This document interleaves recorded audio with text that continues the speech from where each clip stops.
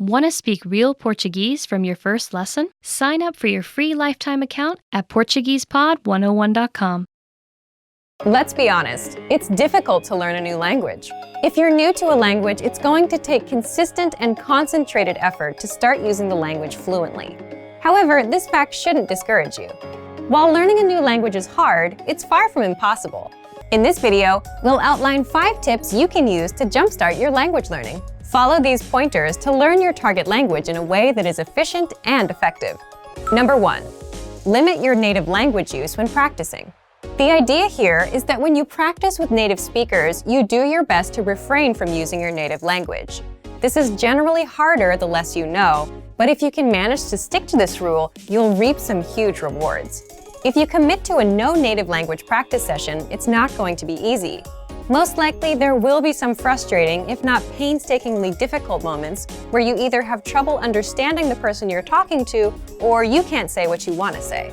It's precisely in these moments that your language learning muscles are built up to capacity. The process really isn't all that different from working out in the gym. Just replace the physical burn of lifting weights for the mental burn of thinking in a new language.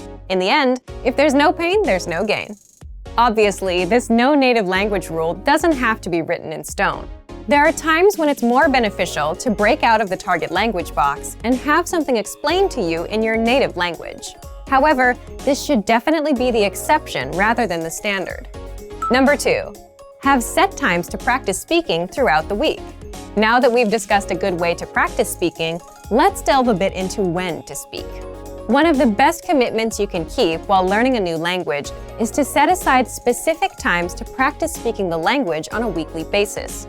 Ideally, these speaking sessions are on set days at specific times and form part of your weekly routine. If you don't make it a point to set aside specific practice times, you run the risk of your language practice falling through the cracks of your busy schedule. I recommend writing down your practice times and hanging it somewhere you can always see it. You could also input the times into your phone and set an alarm. The point is to remind yourself of your commitment every day so that it doesn't fall by the wayside. Number 3, get picky about vocabulary. Whether you practice with a podcast, a friend at a coffee shop, or a teacher, you're going to run into a flood of new and unfamiliar vocabulary. Despite your best efforts, it's unlikely that you'll be able to pin down every new word or phrase you hear and study it later. Thus, you should pick and choose which new words you focus on. The defining quality of each new word you learn should be its practicality. The more useful a word or phrase is to you in a conversation, the more important it is that you learn it. Don't feel like you have to cram the entirety of your target language into 1 week of study. Take it one step at a time. A few practical words here, some more there. Before you know it, you'll see your vocabulary improve. Number 4, write and practice short monologues.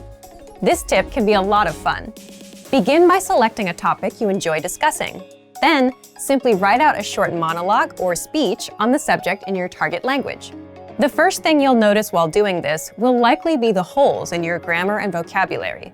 But when you try to write out your thoughts in a foreign language, you might inevitably hit roadblocks. You might not be able to think of a word or know how to formulate a specific idea or opinion yet. This can be great because these holes are the exact areas where you should focus your studies.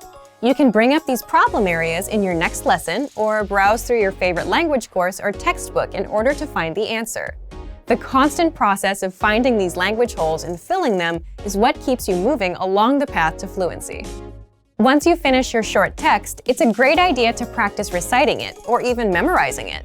The memorization will help you internalize the new grammar and vocabulary you've learned. Reciting it will get your tongue and mouth used to the sounds.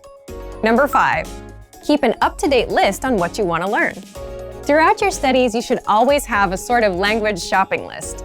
As you practice and study, you will most likely come across things you'd like to be able to say, but don't know how to yet, especially if you follow our previous tip. Write this wish list down. It's one thing to learn the vocabulary you pick up via a course or podcast, both of which are great. It's a bit different when your vocabulary gets personal. Learn the words that matter to you, either because they're practical or because you simply find them interesting. The more relevant the vocabulary, the more likely you are to retain it. Some people might tell you it's impossible to learn a new language for whatever reason, but it's important to remember that the way you study and engage with a language greatly affects how quickly or effectively you learn it. For more ways to jumpstart your language learning, check out our complete language learning program. Sign up for your free lifetime account by clicking on the link in the description. Get tons of resources to stay engaged with your target language. And if you enjoyed these tips, hit the like button, share the video with anyone who's trying to learn a new language, and subscribe to our channel. We release new videos every week. I'll see you next time. Bye! Want to speed up your language learning? Take your very first lesson with us. You'll start speaking in minutes and master real conversations. Sign up for your free lifetime account. Just click the link in the description.